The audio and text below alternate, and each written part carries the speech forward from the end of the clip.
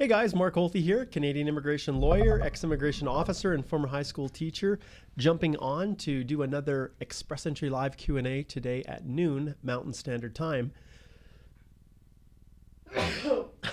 Excuse me. Actually, just give me a second, guys. I'm going to go close my door here.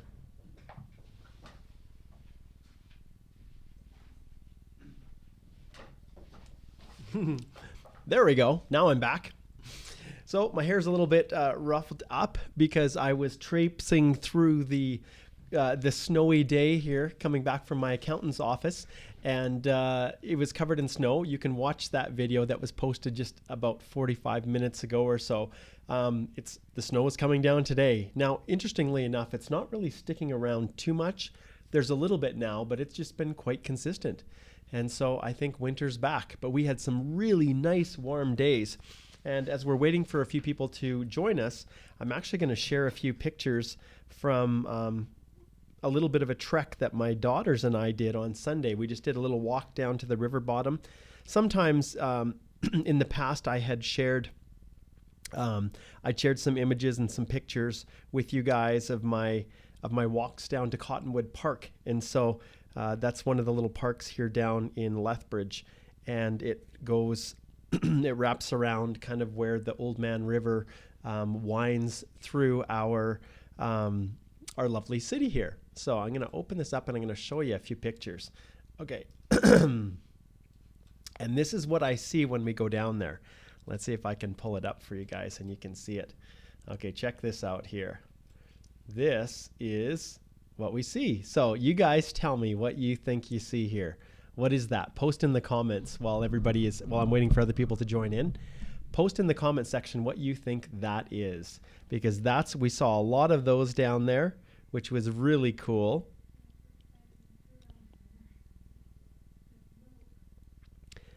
And I'm actually going to show you a few other pictures here. And the wind was howling. That's the only way I can describe it. It was totally howling.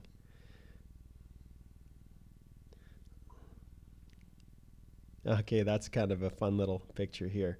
Okay, I'm going to share these ones with you guys as well.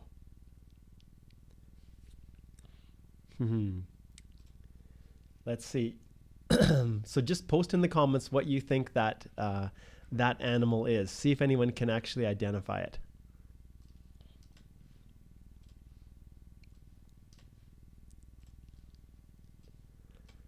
Looks like no one knows what it is. Well, that's fair. I guess if people don't know what it is, maybe I should share. I'll give you a couple. I'll give you a couple more minutes to try to identify what that is. Maybe I should have a special prize for people who actually know. Okay, so that is actually a mule deer, and it's a mule deer buck, and you can see his antlers coming. But what you can't see there is that on the left side, when you're looking at his head, he actually doesn't have an antler on the left side. So somewhere along the way, he lost it. But the first time I saw him was right here. And you probably can hardly even see him in there. But he was right in the trees, right in the bushes there. And you can see the white part on the right side is his back end there. And then the little white part facing us is him looking right at us. And so that's where I saw him. And then after that, he walked out and we're able to get a good view of him. But that there is a mule deer, and one of the animals that roams the coulees and roams the river bottom here where I live.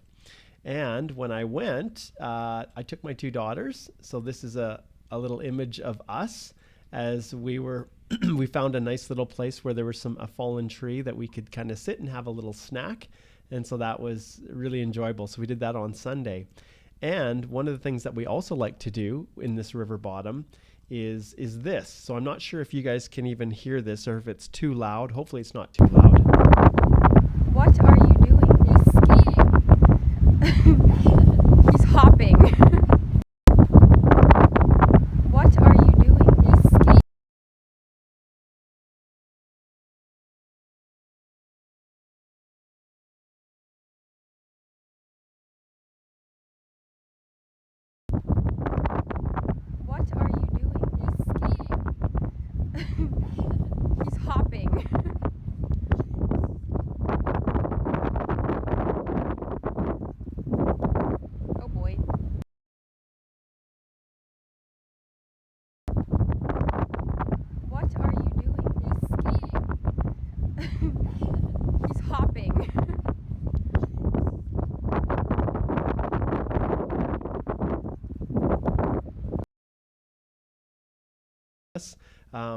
She had been away serving on her mission for a long time. So, all right, I'm going to make sure that the mic, I think you guys can all hear me. I believe you can.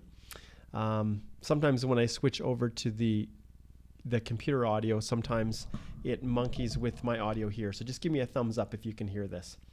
All right, so we have here, let's see what we've got for comments here. Okay, yep, mule deer. Mina's got it. Awesome. Okay, so we've got Sayani. And remember, guys, please post below where you're listening from. And we can get an idea of where everybody's listening from all over the world. Karen, hi Karen. Moisedine says, hey Mark, good morning. Hope you're doing well. I'm doing awesome. And joined from Vancouver. Awesome, Moisedine. Monaim says, hello, how are you? Sharath says hello. Arsla, it looks like he's tagging someone, which is awesome. So please do. If you know if there's anyone that actually would benefit from this live Q&A and has some questions they want us to answer, by all means have them, let them know that it's happening by tagging them. Let's see, Luna's there. Hi, Luna. Ralph, my good friend once again. Hey, my good friend Ralph. Monaim says, where are you? Yep, and that's Lethbridge. I answered that one. Sharath says Sharath is from India. Anbu says, how are you doing, Mark, from India? I'm doing great, you guys. This is awesome. Okay, so those of you who are tuning in or just joining now, I'm going to share a couple really interesting things before we get started answering questions. The first one is I'm going to share you an experience that I had just on the weekend. Well, it was about a week and a half ago, going down to the US, and I'll share that in just a second. And then I also want to take some time to share what really is the theme for this video, and it's some of the heartbreaking things that happen to people when they're trying to file their own express entry applications. And every once in a while, and unfortunately it's becoming increasingly more common, I get these consultations that are booked with me in circumstances where I can't fix the problem. But if I had been contacted before, it could have been totally avoidable. But in the end, it really could potentially make the difference in that person getting permanent resident status in Canada or not at all ever. So with that being said, all of you guys that are tuning in here, please post your where you're tuning in from in the comment section, and let me dive in with a little story. So the Canada-US border, and you know what? Let me just see if I have a picture here. I just might have, from that trip that I took down there, I might just have a little snapshot that I took of the border when I was going through. Let me see if I can find it here. I can't remember exactly if I did. I think I took one outside of my window as I was going through, but let's see if I can actually find it. I don't think I have it. I wonder why. I wonder why I don't have it. Thanks for being patient with me, guys. I'm just rambling all the time here. Let's see if I can find it. I was sure that I'd taken a picture of the border when I was going through. Let me see here. Nope, I don't have it. I don't know where it is. Maybe I lost it. Anyways, so this about a week and a half ago, I was going down to the US to write the multi-state professional responsibility exam, the MPRE, which is a precursor to me applying for admission to the Massachusetts Bar Association to get my call, my legal call to practice U.S. law. And in the case of what I'm searching for here, what I'm trying to get is actually a call from one of the U.S. bar associations so that I can practice immigration law. And many of you guys are coming up to Canada from the U.S., and I know if things turn around, you may very well be interested in returning back to the U.S. And if that's the case, then why in the world would I not help you both directions? So that's what I'm working on. So I had to go down to Helena, Montana to write this exam. Now in Canada, we describe sitting an exam as writing it. And so when I went down through the border, and this is an important thing, any of you that are traveling across the border, you have to be very careful how you're answering questions. And so when I went down there, they asked me what was the purpose of my visit to the US, where I was headed. And I said I was heading to Helena, Montana to write the multi-state professional responsibility exam, basically the code of conduct exam for the US. And the officer looked at me kind of funny and said, is this work or for pleasure? Well, it wasn't for pleasure. I wasn't going on a holiday to go write it. So she only gave me two options, either pleasure or work. Now, as I think about it, maybe there were some other ways that I could have answered it, but I said work. And so guess what that resulted in? It resulted in me getting referred in for a secondary examination. And so when I went in to talk with the officer, he asked me once again, what are you doing?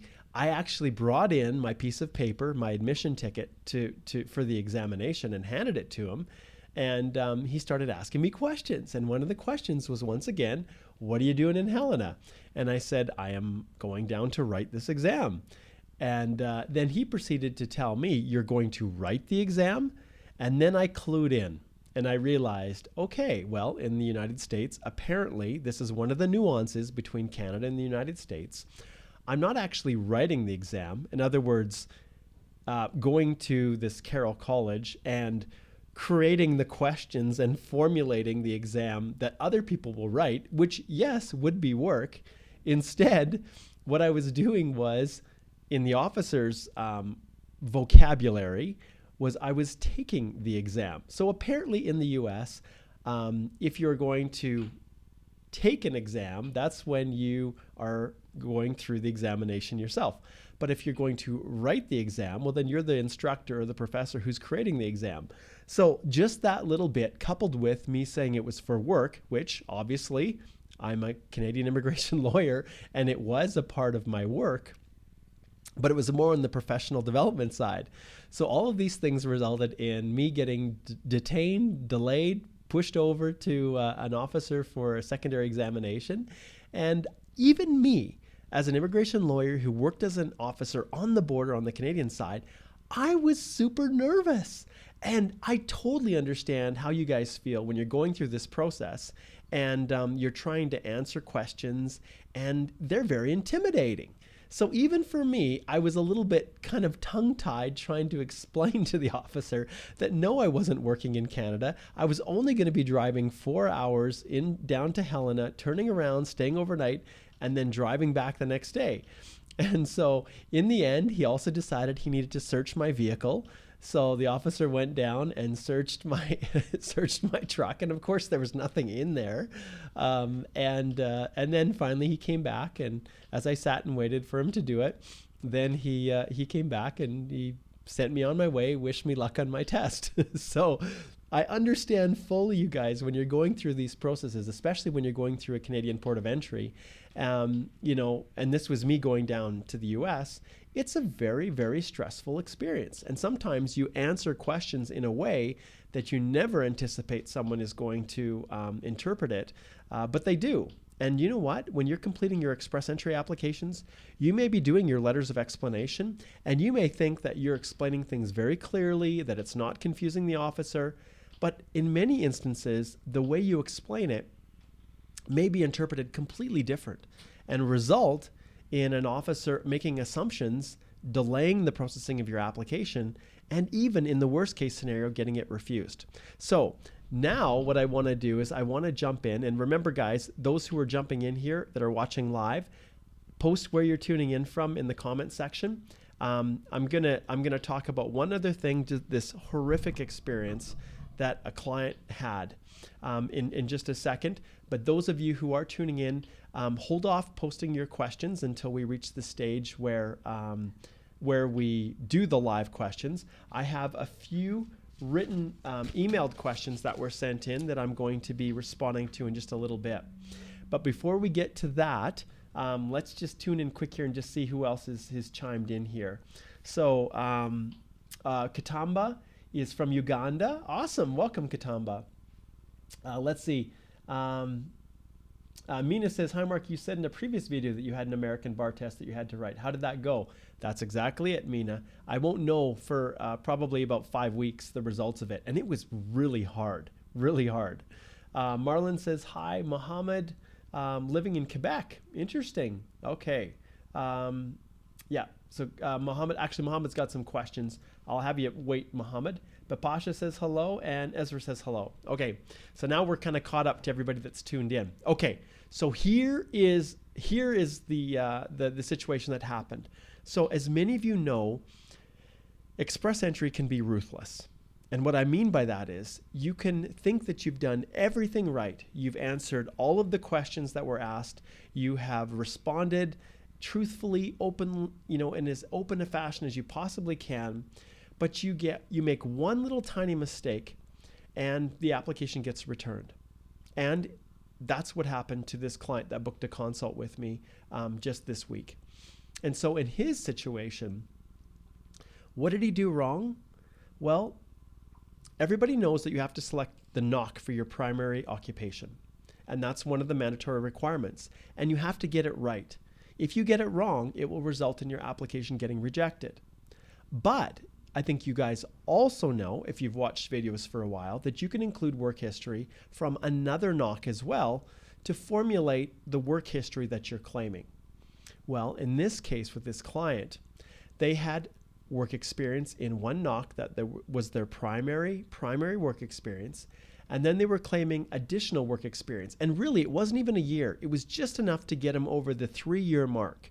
And when you have 3 years of foreign work experience, you are pretty much maximizing the score you're going to get on the comprehensive ranking system. You're not going to get any more for having 4 years. You will get less if you only have 2 in many instances. But once you have 3, that's the magic number. So for this client, with that second work history that he was claiming, he used the same NOC. And in actuality, there was some overlap, but he knew and I knew that it was the wrong NOC. And what happened to him? Well, his application was refused.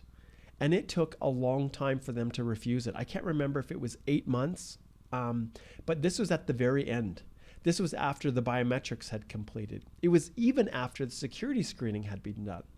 And this poor client, now they filed their own application. It wasn't me who did it, because I would have caught it instantly. But this applicant, unfortunately, when they filed their application, they selected that wrong NOC and got it refused. And because of that, now they're probably not going to have an opportunity to immigrate to Canada. They went through that whole process, and because they had one NOC code that was off, the officer returned it. Now you may think, well, what's the big deal, Mark? Just go back into the pool. If they were drawn once, they can get drawn again. But that's not the case. In this situation, that person was drawn with a CRS score of 458. And if we go back and look at all of the past draws, you'd have to go back quite a ways to find a 458. And normally a 458, yes, it may not go back that far, but to add insult to injury, this individual had a birthday. So you can lose 5 points or more for every birthday that you have. So in this case, his CRS total dropped even lower because of that birthday. And so because of that tiny little mistake, this individual may not be able to immigrate to Canada any longer. And there might be a possibility of a provincial nominee program, but to come so far, so close, and have that fall apart, that is the challenge. And I want all of you to understand, at least that are watching this video, that it is dangerous now to submit your application without having someone review it, a trusted friend, someone who knows what they're looking for. Obviously, I, as an immigration lawyer, one of the applications that I do more than any other is my silver reviews. So basically what I do is I will go through and review a client's application to make sure that they are not missing anything, that everything is there for that they need to make sure their application is complete. And so what I want to announce to everybody right now is that I actually am offering a discount, and I'm just going to post this right here. So right now for a review, a full comprehensive review, And I'm not going to announce it all over the world. This is for people who are watching this. If you have an invitation to apply and you're getting ready to submit your EAPR, or even if you're at the early stages and you're even thinking about just preparing to submit your profile, I'm offering for a very, very limited period of time until the end of this month, I'm going to do reviews for $2,000. And so you can take advantage of that by reaching out right here to Stephanie and letting her know. And I'll do those reviews. But in the case of this client, like I indicated, there's nothing that I can do after the fact. And it was a very, very simple mistake, an innocent mistake, and they can happen in all sorts of aspects of express entry. Your reference letter isn't quite good enough. Maybe your police certificate isn't correct. And you guys will remember a few videos back where I talked about a client who had done everything right.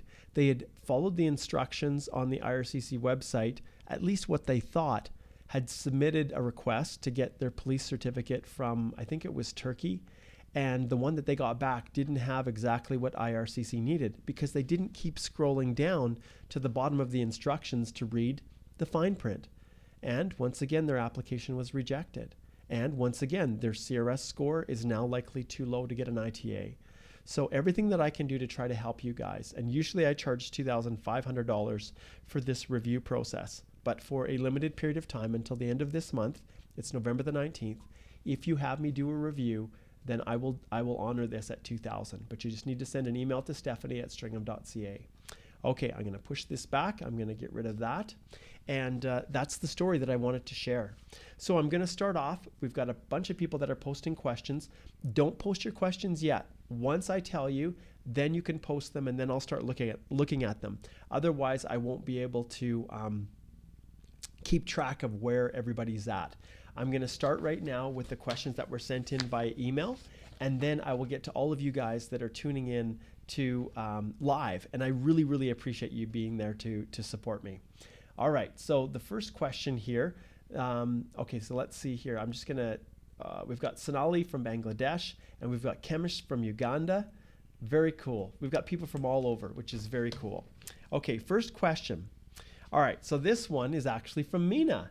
And let's see, I've got lots of times we have people with the same name, but Mina, are you here live? Is this your question? It is. All right, so Mina, you had submitted your question via email, and you're watching live, but you're going to get it answered. Okay, so Mina says, hi, Stephanie and Mark. And remember, you have to get past Stephanie to get to me. Thank you for all of what you do. My question is, what are ghost updates? In most online forums, applicants are obsessed with ghost updates. They keep saying that these updates mean the application is going forward, and the applicant usually receives PPR soon after a certain number of those updates. How much do you agree or disagree with that? Well, I can tell you, these ghost updates are basically the officer is advancing through the regimented processing of your application, the step-by-step method that they follow to process your application. And boy, I think I'm getting a little bit of a cold. Give me 1 second here. Sorry, guys. Give me 1 second.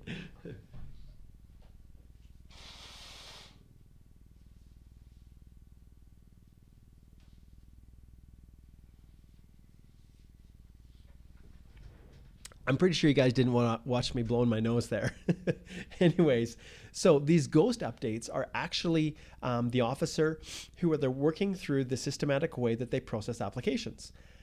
It's a ghost update because for all intents and purposes, there's no action that you're required to take. It is just something in the global case management system where they're advancing through it. And that's basically what these updates are. Sometimes you will get a notification to go back and check your system, but there won't be anything in there for you to do. And sometimes that's considered a ghost update if you get a notification that there's been a change in your system. But it can be kind of freaky too if you get a request to do something and there really isn't anything for you to do.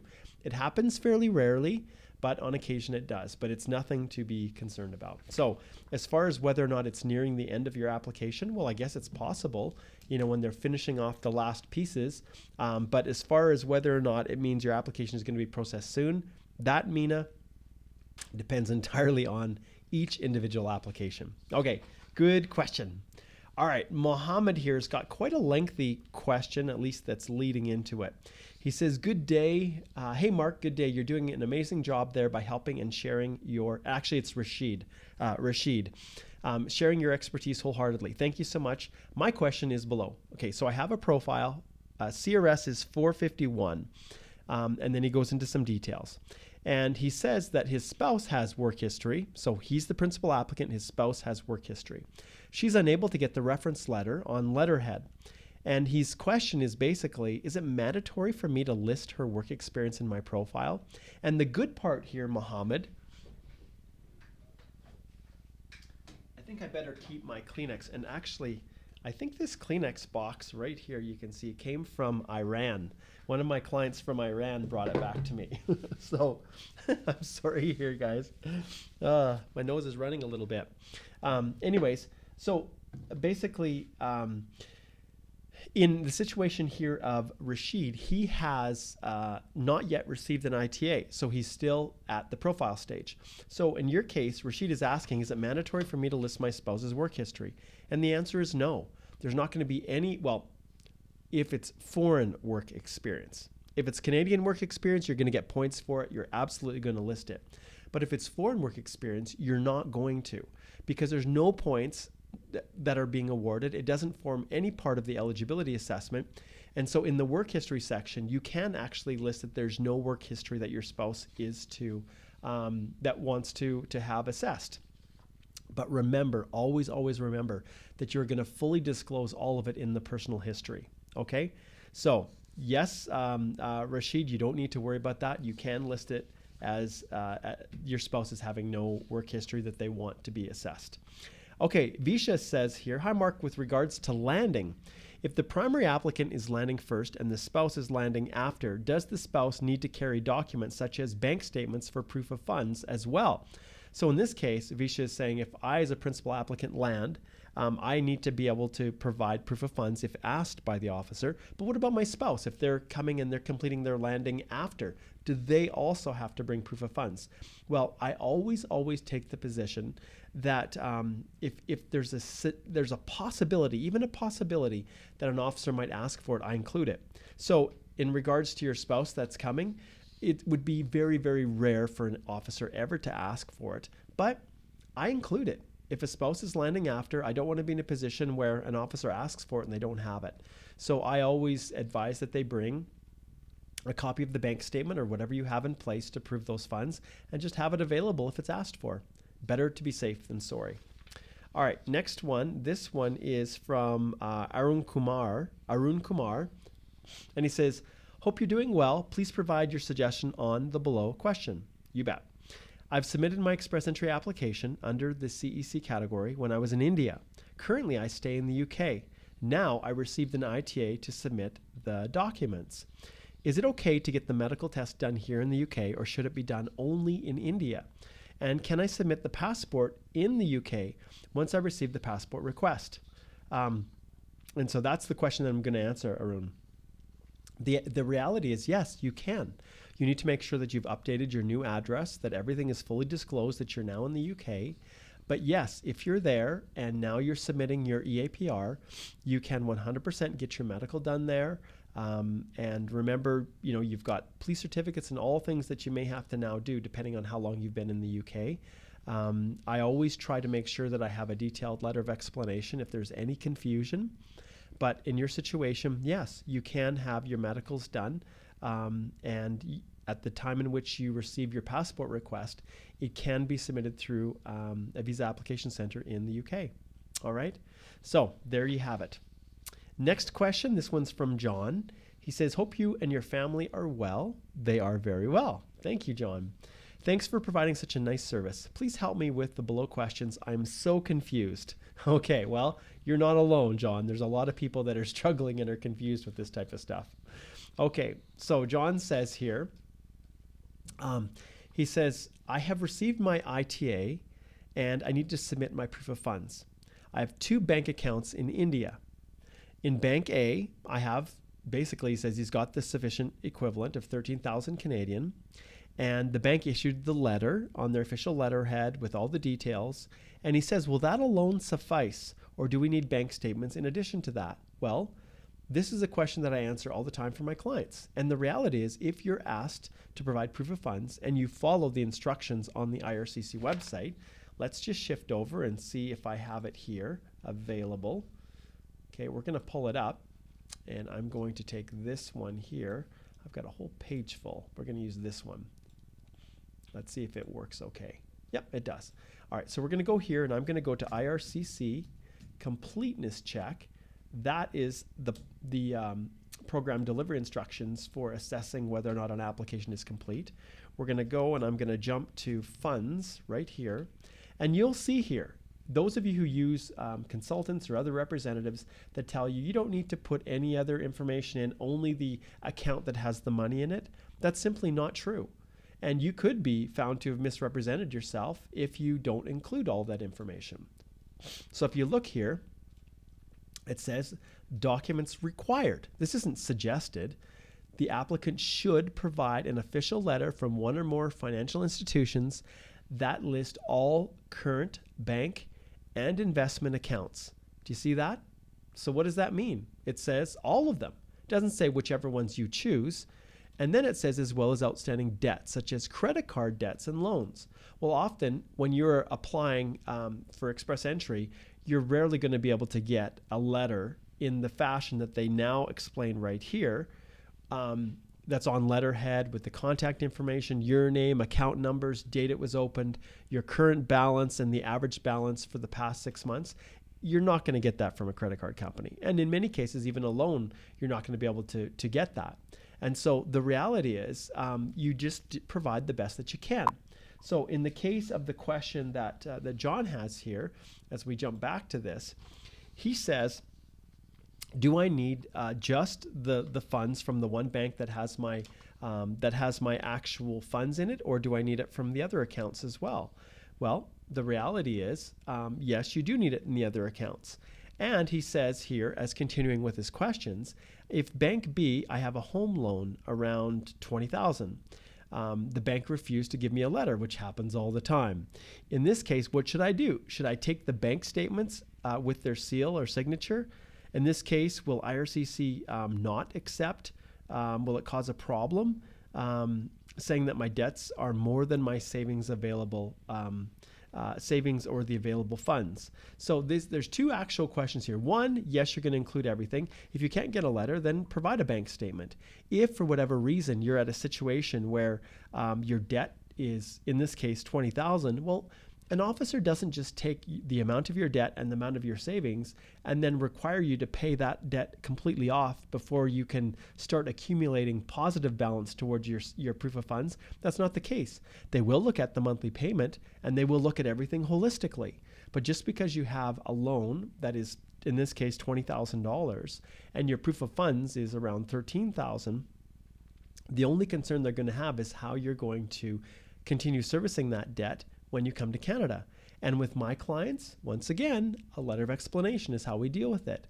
And I lay it out very clearly for the officer how there is a plan put in place to get a job and to have sufficient funds in the settlement funds in order to be able to cover any past debts and other liabilities. So yeah, we take our time, we make sure we do it properly, but it's not fatal 100% if you don't have it.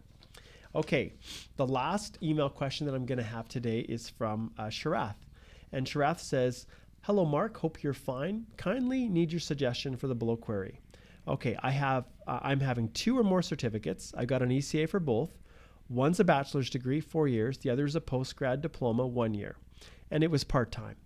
He says, I've also worked, and the post-grad the post-grad diploma was from 2017 to 2018. He says, I also have work experience in 2017 to 2018. Is it okay to count this work experience? Since I did my postgrad diploma course as part-time, will there be any problem? Please suggest whether to count this work experience or not. The answer is yes. You can totally count it. It is not an issue as long as it's outside of Canada, foreign work experience. If you're in Canada on a study permit, then you can't count that work experience as Canadian work experience. And that's where the issue comes. But just because you were taking school part-time while you were working, that's totally acceptable. There's no issues with that at all. But you just have to make sure that you meet the requirements of the Federal Skilled Worker Program's eligibility. So let's go back here. Let's open up, and I'm going to go FSWP eligibility. It pops up automatically because I've done this so many times. And then let's look at skilled work experience. So what do you need? It has to be in a skilled job. So knock 0A, so 0A or B, okay? You need to show, and this is the key, that you've performed the duties set out in the lead statement of the occupational description in the knock, and includes all the essential duties and most of the main duties listed. So I usually consider that to be about 75% of those duties. But nowhere in here does it say that you can't go to school and work at the same time. So it has to be within the last 10 years. You can see here. It has to be in the same knock just for meeting the initial eligibility of the Federal Skilled Worker Program. Okay, just to meet the initial eligibility for this. Not when it comes to counting comprehensive ranking system scores. Once you have at least, and the minimum, as we've looked here, once you have at least the 1 year of continuous work experience, then you can use other knocks of skilled work experience to make up the points that you are trying to score for the comprehensive ranking system. But as long as you meet the requirements, and remember, there's this 67-point pass mark that looks at the selection factor grid for the Federal Skilled Worker Program. That is the initial assessment, but most of you are not going to have an issue. It's out of 100 points, but once you meet that threshold, then your work history can be pulled from different things. So it just has to be same job just for the initial part. Then within the last 10 years, it has to be paid. And you can see here, volunteer or unpaid internships don't count. And you can accumulate even work experience full-time at one job, an equal amount in part-time, or full-time at more than one job. So basically you're working part-time at two jobs at the same time. And remember that part-time has to be at least 15 hours, more or less, and they don't count any hours you work above 30 hours. So if you work 60 hours a week and you are able to accumulate the 1,560 hours in a time period less than 12 months, well, you still have to work for the full 12 months because that harkens right back to the 1 year of continuous work, okay? So hopefully that answers your question there. And that kind of wraps up the end of our email question time. So now I'm going to turn it over to all you awesome people who are sticking around to watch this EE Live Q&A live.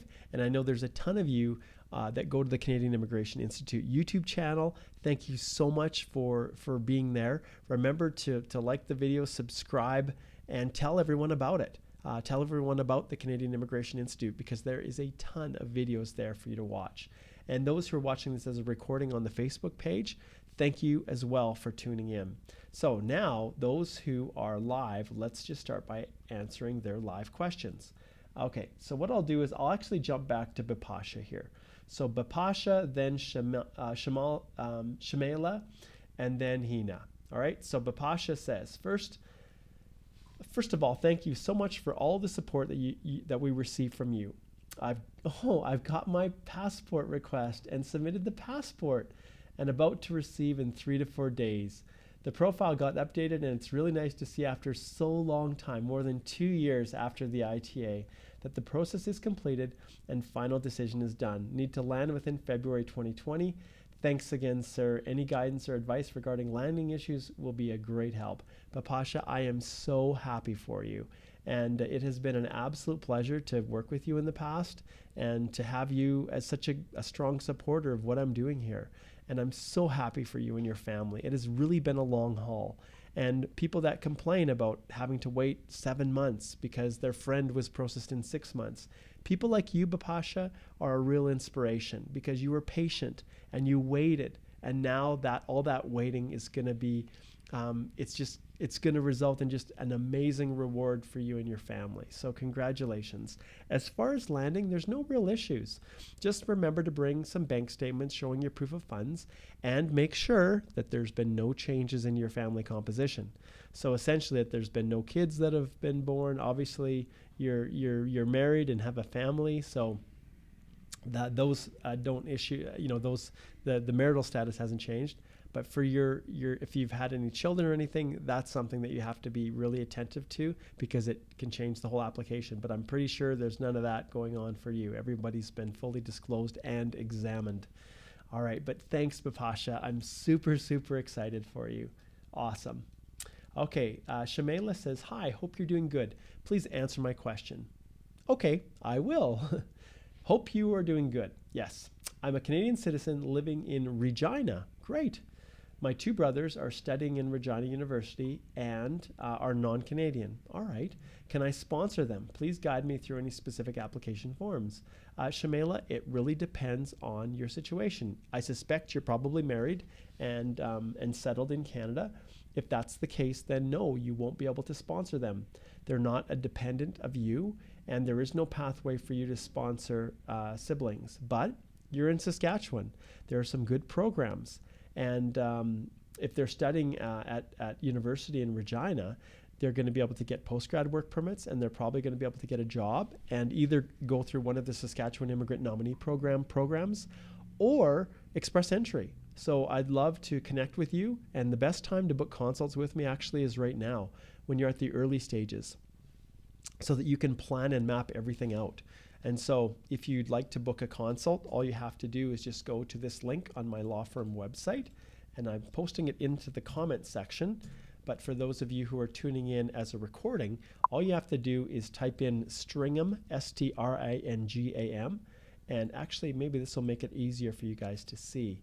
Let me see if I can go back here, and then I'm going to just post it right here and see if you guys would be able to see this, just in case, just for those who are tuning in via video. Well, that's not very good.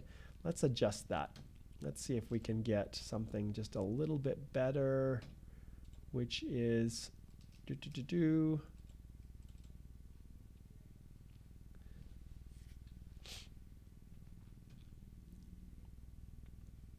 I'm looking here to see if I can find it, and I can't. I think this should, let's go a little bit bigger. Okay, there. It's not super easy to see. I apologize for that. I wish you can watch it on my forehead here. So here we go. It's https://stringham.ca immigration-mark-Holthy. There you go. I'll also put it in the links in the description. Sometimes I don't know what I'm doing, I'll be honest. And today is one of those days. I've got so much going on. My mind isn't even fully focused here. So let's try and reconnect back in. But anyways, I recommend, Shamela, that you just book a consult and we can do a Skype just like this. And we can go over everything and develop a great strategy for your brothers to hopefully be able to stay in Canada, or at least know what they need to do. Okay, now it's time for me to answer Hina's question. So Hina says, hi Mark, my spousal application was transferred to Etobicoke in August 2019. After it's been 3 months, there is no update on my application. Why they are not contacting me? Hina, this isn't an express entry question, but I'll answer it. It's because when it goes to the visa office, the inland office, they can take as much time as they want, and they don't need to contact you. They'll get around to it when they have time. And if they have a lot of applications, then it's going to sit there pending. That's usually what the issue is. So I wish I could tell you, that this is why it's taking so long, but it's not uncommon for it to sit there for many, many months. Okay.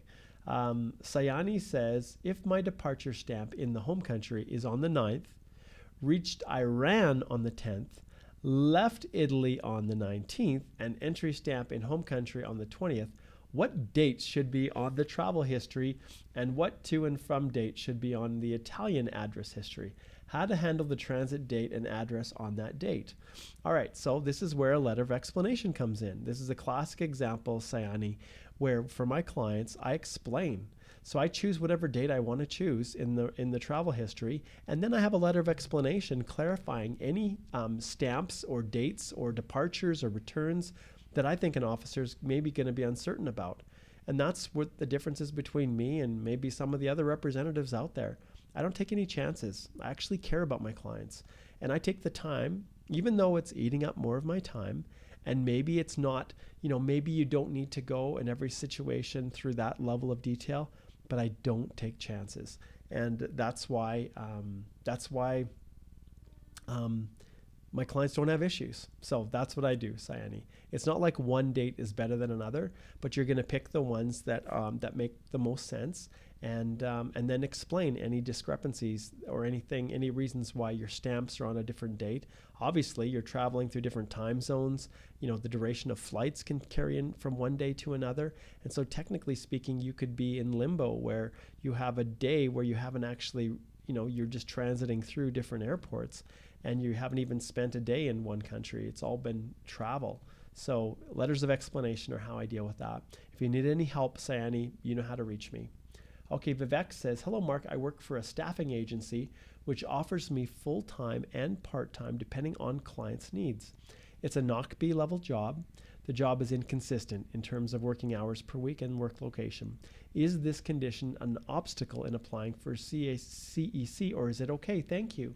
Well, Vivek, this is exactly the issue that we just finished talking about. So if I share my screen and we go back here, you'll see that if your hours are sometimes below 30 hours a week, then you may be in a situation where you're having to count that work experience as part-time. And you can see for part-time work, you can work more or less than 15 hours per week as long as it adds up to 1,560 hours. So you just keep working, and it takes time till you accumulate that. But it's treated as part-time work. All right? Okay, so there we have that, and we'll jump back here to the regular screen. Okay. All right. Next question here is from Mohammed. And he says, we all know that express entry applicants cannot show intent of living in Quebec. Well, not everybody, but clearly you do at the port of entry. But can a landed PR exit Canada from Montreal? Will there be any issues? Leaving Montreal, it doesn't matter where you leave. If you're already landed and you're a permanent resident of Canada, then no, it doesn't make a difference at all. The only question I have, Mohammed, is whether or not you're legitimately, living and you landed in a province outside of Quebec, or you just landed in one province and then immediately moved to Quebec. Ultimately, I guess that's really the nature of the issue. But departing, no, doesn't impact. You're leaving Canada. They don't care where you transit through. Maybe there's a cheaper flight if you fly through Montreal and then down to wherever on the east coast of the U.S. than if you were to fly straight to, say, from Vancouver to the east coast of the U.S. direct. All right. Anbu says, I have an ECA completed and received a master's equivalency. Awesome. Do I need to complete an ECA for a bachelor's degree as well for the Federal Skilled Worker EE? And what do you think about minority government and immigration purposes? Well, any minority government has to work with the other parties. And but I don't see any substantial difference in how immigration is administered. Maybe as they do the levels planning in the future, maybe that might be impacted somewhat on how the Liberals, work with the NDP or the Conservatives. But ultimately, I don't think there's a big issue. When it comes for your educational credential assessment, if you have a master's equivalency, often that alone is sufficient. But in some cases, when I'm having my clients go get their ECAs, I always have them do both the bachelor and the master's, because what if the master's comes back as only some postgraduate diploma that's not considered a master's equivalency? Then at least in that circumstance, you're going to get credit for 2 or more credentials, not for just one if your master's ultimately is not accepted as a master's in Canada. All right, Afsar says, hi, Mark. He says, what if Wexit happens, then what will happen to those who are still PR of Alberta or Western Canada? I know it is not relevant, but I would appreciate if you can give your insight. Afsar, don't worry about it. It's never going to happen. there's, it will not happen. Alberta is not going to secede and become its own country, or the West. So don't worry about that. That's always what happens when there's a disparity between the voters. And obviously, not many folks out in the West voted for our current government, but no, you don't need to worry about that. Okay. Mina says, I already submitted my application on May 2019. I forgot to mention I have investment accounts. Is there anything I can do now? Is this detrimental to my application? Well, Mina, usually when I have clients that reach out to me, I will update through a case-specific inquiry and say, hey, I forgot about these. And, when you look at investment accounts, that's actually money, that's a positive amount of money that you have available. So it's not a debt or otherwise. And even in those circumstances, I will upload a copy of the statement. That's what I do through the case-specific inquiry. Okay, Katamba says, thanks, Mark. Tell us about the high CRS points. For the past 2 draws, why the high points? Well, we can go back and let's take a look at these draws and let's just look at them together, okay? So I go to EE and I go rounds of invitations. I open up this page right here and we just look back at our most recent one, which happened on November the 13th, about 6 days ago.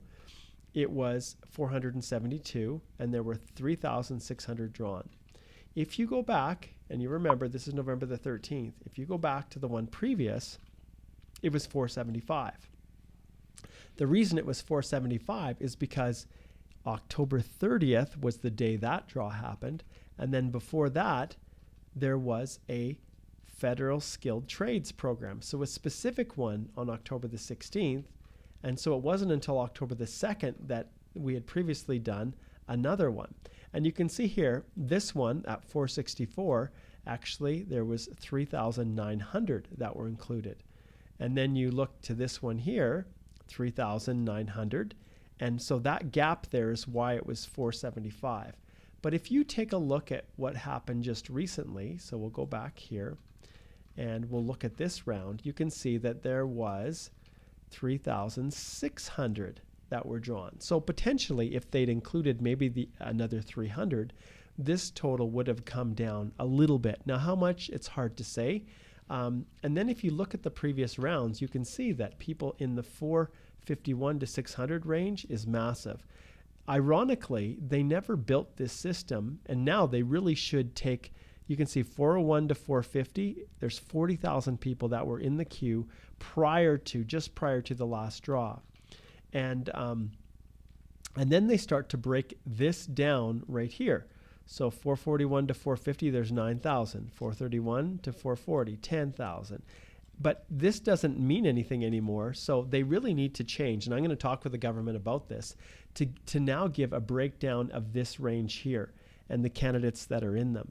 Because if the totals are now stretching above 460 or higher, well, this breakdown is irrelevant. The only reason they did this before was to help people understand how many people were in the queue and how many people were likely going to get drawn at this level, which was a level where people were drawn at. But right now, the challenge going forward is that we just don't know how many of these people right here, at what level they are, and the people that are here, 451 to 600, there's a large volume of them. And why is there a large volume at 14,000? Well, the reason is because a lot of people are coming and studying in Canada now.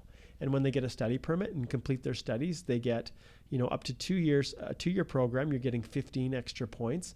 A 3-year or more program, you're getting 30 points. And then after that, you're getting a postgrad work permit.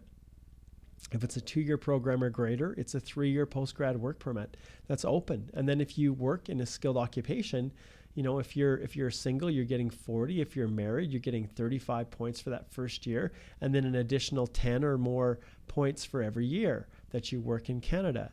And so those individuals now are making their way through the system. And so they're actually causing the CRS total to drive up to the point where you really pretty much have to have a master's degree, not be much older than 30, have 3 years of skilled work experience, and have really high English, like at least 8.777, 8 in listening, 7 in reading, writing, and speaking. And so when you have all of these factors at play, that's one of the reasons why right now we're basically seeing these totals increase. All right, good question. Okay, Sayani says, should I mention maternity leave period separately in the APR? Yep, you should. I'm assuming that you probably weren't paid during that time. And when you have maternity leave, you're not actively working. And so often the government doesn't accept those periods as actual work experience. However, if you're on a vacation that's paid, that's maybe maximum a month, people's vacations are a part of their work, and as long as they're paid, that's a part of your traditional leave. So usually you can count that. But I'll always tell you that it depends on the circumstances. Okay. All right. Sayani also says, my father provided money for proof of funds more than 7 months ago, but Express Entry requires 6 month statement. Should I mention gift deed and informed source of funds? I do. I include it. And remember, it's not 6 months of statements, it's the average balance over 6 months. So if your bank can get a letter stating the average balance, then they can do that. But it doesn't hurt to include the source of your funds. And if it was a parent, that gift deed and a copy of their statement showing when the money came out and a copy of your statement showing the money arriving. So that's what I do. Okay, Sharath says, hi Mark, I've created an Express Entry application last year with NOC 2171 and after a few months withdrawn it because of low CRS score. Yeah, lots of people have had to do that. Again this year I'm creating a new Express Entry with NOC 2172. Not quite sure why the change there. There's a question about previous application details which I can provide, but will it cause any problems? A different NOC? Yeah, 100% it could. There has to be a reason why you are now changing your NOC when it was previously in the system. When you've submitted a profile and actually entered it in, it forms a part of your immigration record. So I think they would be asking that question. Okay, Mosadine says, hi Mark, I'm an inland applicant. Great. I've applied for Federal Skilled Worker Express Entry after getting nomination from the BCPNP. Great. So am I eligible to get a bridging open work permit, or I have to get a closed permit from my employer? That depends entirely upon your nomination. So that's something that we need to book a consult to go through. I need to see exactly how your nomination was set up. Okay, and yes, your second question, when you apply for a bridging open work permit, yes, you can apply for an extension of your spouse's open work permit. And if you book a consult, Moisedine, we can go through all of that. Okay, Karen says, hi Mark, I have a situation. My stepbrother didn't include my details in his application for PR. Yep, that's an issue. He's married to a Canadian citizen and came into Canada via spousal sponsorship. I'm applying for PR. I'd love to get some points from him. Yeah, and this is an issue, Karen. The reality is trying to disclose that when he didn't disclose it in his original application, that's going to be a challenge for you. And especially when you're trying to prove, yeah, I do have a brother, why didn't he include you in his application? At least list you as a sibling, which is a requirement. So yeah, Karen, that's a tough situation. Aditya, says, hi Mark, my wife is the principal applicant. Her primary NOC is 1241 in Company A from 2014 to 15. However, she left that job on bad terms and it's not possible to get a reference letter. Yep, that happens a lot. The only documents she has are the joining letter. That's good. And bank statements of salary, that's great. We're thinking of asking her colleague who still works there for a notarized letter and explaining the letter of explanation. Yes, that's exactly what I would do. What should be the format of the letter? Will IRCC contact the colleague only or the company owner as well? The owner will 100% try to sabotage or even lie about her employment. We are really worried. That's an awful situation. So her as the principal applicant, it's on her to be able to prove it. And I'll be honest, it's not an easy situation because, yeah, if an officer decides to call and the company, says, oh no, she never worked here, or she was working in a low skill position, not 1241, that's an issue that you're going to have to navigate, because some people will lie and say that they don't have their employer isn't cooperating, and then they get another friend to issue a letter, when in reality they weren't even working in a 1241. They were working in a low skill position that really can't qualify. And so because of that, officers will distrust everything. So yes, all of that information, and you need to explain in your letter that you left on bad terms, and hope that an officer will understand the explanation. Okay, Sayani says, thanks, Mark. You bet. Ravi says, hi, sir. Hope you're doing well. Can you help me? I have hotel management degree. Yeah, I don't find jobs for people, guys. So unfortunately, Ravi, I'm not able to assist you. And lots of times people say, how can I get a job in Canada? And it's not easy. You can search for jobs. What I usually tell people is if you can get a visitor visa to come here, if you have family or friends who live here, that's how you get jobs. You make connections. You have people who have personal relationships with other people, and then they recommend you. So that's often how it happens. At times, there are recruiting companies that are trying to recruit people for large companies in Canada, and sometimes you can connect with them. But excuse me. But it just depends on the position in the industry. And so restaurant managers, there are sometimes people that are recruiting to find people to work. But in your situation, I don't do those kinds of things. Okay, Sheikha says, hi, Mark. I'm a web developer in Pakistan Media Agency. Can I apply for a job in Canada? And what's the scope in Canada web development sector? And what about PR and budget? Thanks, Mark, in advance. Well, Sheikh, you need to book a consult for me to go through and explain all the options that are available to you. But I do want to identify for everyone that the job bank, which is jobbank.gc.ca, this job bank is where you can go to get labor information. So, Sheikh, if you are saying that you are a web developer, then what I do is I go here, I go to menu, I check Outlooks. And then this Outlook, I try to find web developer. So let's see if we can find web developer right here. And then I search. And then this tells me what the outlook is across Canada. So Prince Edward Island, it's good. That means there's way more jobs than there are people to fill them. Nova Scotia's the same way. New Brunswick's the same way. So all of Atlantic Canada is also that way. Looks like Quebec is also short of those positions. Ontario is fair, which basically means in Ontario, there's probably enough web developers to fill all of the jobs that are available. Manitoba, the prospect is good. There are more jobs available than people to fill them. Saskatchewan is good. Alberta is good. BC is good. And then there's not enough data for the territories. So for you in this situation, Ontario is the only real province where there seems to be just enough developers to fill the positions. So I'd encourage you to look at all the other provinces. All right. Hina says, thank you, Mark. You are such a nice man, but I hope they contact me soon as they are taking too much time, giving no updates. When you reply me, it gives me satisfaction for some more days. You're welcome, Hina. And if you want to book a consult, we can look into it. We can try to get to the bottom of it and see what might be the issue. And often one thing I do for my clients is I do look at their applications, and I can sometimes identify where the problem areas are. And then we can preempt this delay and send additional information to help clarify areas that I feel might be a problem for an officer. That's when I put my immigration officer hat on. Syed says, hi, dear sir. Hello. Joha says, hi, Mark. Always is good to see you and your advices. Thank you very much. Thanks, Joha. I appreciate that. Syed says, I have a confidential question. Can I ask your personal message? Syed, no, I don't take those personal inquiries through confidential, through Messenger. But what you can do is you can book a consultation with me. And that's how I deal with those things where solicitor-client privilege kicks in. So I'm going to post the link again for you.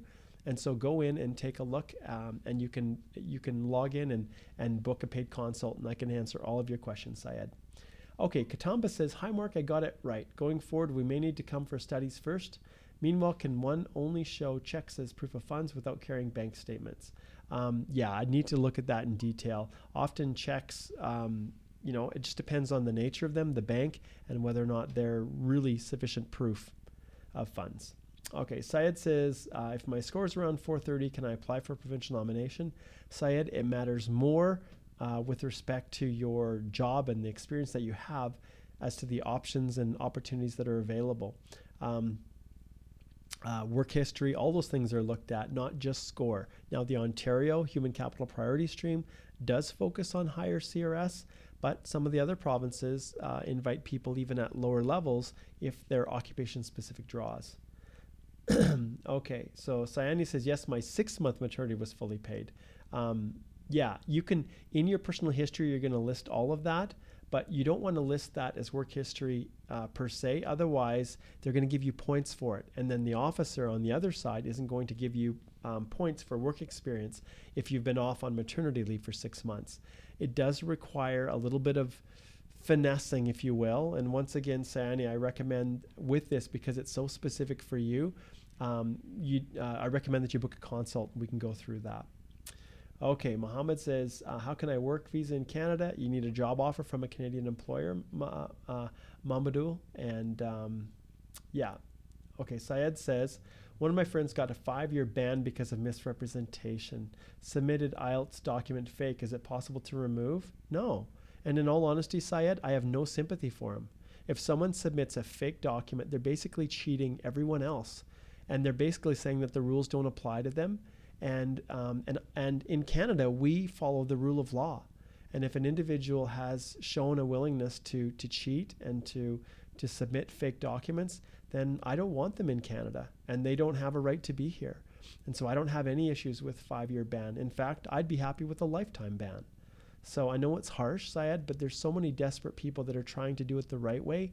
The reason that sometimes it takes so long is because of people that are trying to cheat the system. So I don't know who advised them to do that or who set up the scam or how much they paid, but I have no sympathy. Okay. Aditya says, would you then recommend removing that experience from work history and moving it to personal history? It should always be included in personal history 100% of the time. If there's spousal, she has 3 other companies that she can choose from. 2 of them are already in work history, but the third one we did not mention in the profile yet. Saving it for personal history. Will IRCC have a record of past data if she removes the company A and question why she changed it after so many months in the profile? If you're at the profile stage, you have room and flexibility to make changes. It's only after you submit your profile and then you're going back and modifying and removing stuff. There is a record of that within the GCMS system. So that's where Aditya, a letter of explanation, helps to clarify those things. It's as simple as that. All right. Sheikh says, thanks, Mark, for your answer. You're very, very welcome, my friend. And I will close this off by answering Yuri's question. Oh, well, here we go. Let's see what Yuri has to say. We're going to end with Yuri. Hi, Mark. No questions today. Only great news. Oh, I love this. Finally got my PPR and relocating very soon. Would love to meet you in person and shake your hand for all the support you provided to me. Yuri, I am so excited for you. This is so awesome. Absolutely, anytime.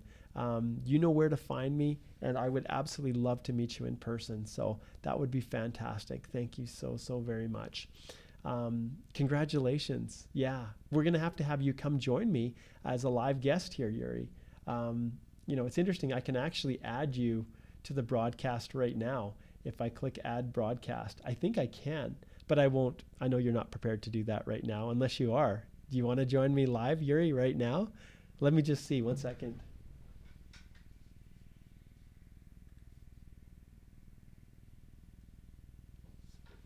I just have to check my schedule here. I'm a little bit overtime, 1:18.